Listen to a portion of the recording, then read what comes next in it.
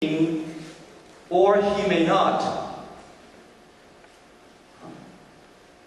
So what? There's no clear idea. No clear idea. No clear message here. So, make your message clear enough. So, first, for the presentation, decide on the purpose of presentation. Actually, presentations are categorized, grouped into three big categories, three big groups. One is presentations to inform someone. That is information-giving type of presentation. Education type. Teaching type. And second one is to persuade. To persuade someone so that people will do what you want them to do. And lastly, to entertain. Maybe this is not the category for us in the World Youth Meeting, because you usually don't, make jokes. Sometimes you make jokes, but it's not a main purpose of your presentation here in the World Youth Meeting. But these three are the major groups, titles, or kinds of presentation. So decide on which one.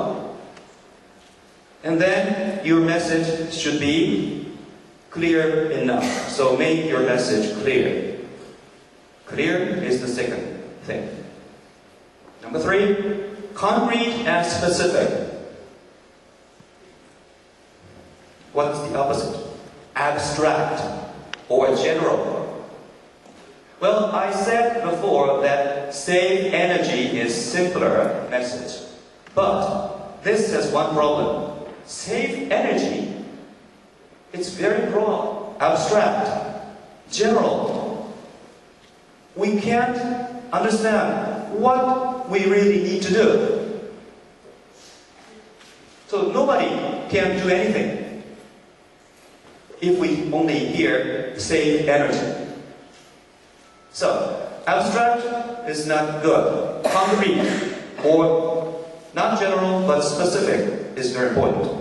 For example, so your conclusion or main idea must be specific enough, and your explanation, support, must be concrete enough. Here, you must think that, if you did a lot of research, you might want to give a lot of data, evidence, statistics, etc., scientific arguments, but sometimes that's not understandable. One concrete example might be better sometimes. So, if it's a report paper, then you should need some scientific data or statistics, experiments. But for an effective presentation, concrete examples might say much more. So please think about it. For example, light speed. If you say light travels 300,000 kilometers in a second, can you understand? Can you imagine what it is? Light travels 300,000 kilometers a second, in 1 second. You can't imagine how fast it is. But if you say light travels 7.5 times around the Earth in 1 second, you might have a clearer image of how fast light travels. So that way, you need concrete ideas, concrete support. Consistent logical. That is, inconsistent, illogical, or unrelated, irrelevant, unnecessary, or going away from your main point, that's called digression. No unity, or sometimes contradiction or opposition within your presentation. That's of course not good. I think many of you already know this and try to avoid this, but this is very important. Sometimes, a lot of beginners in speech or presentation in English, or sometimes writing, do something like this.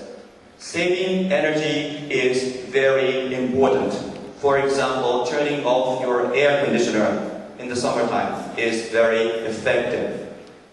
That's okay. But afterwards, after this, but when it's really, really hot, it's very difficult to switch off the air conditioner.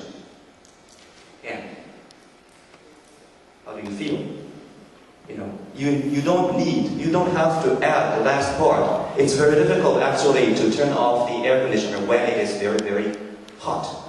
If you say that, you will damage your key message.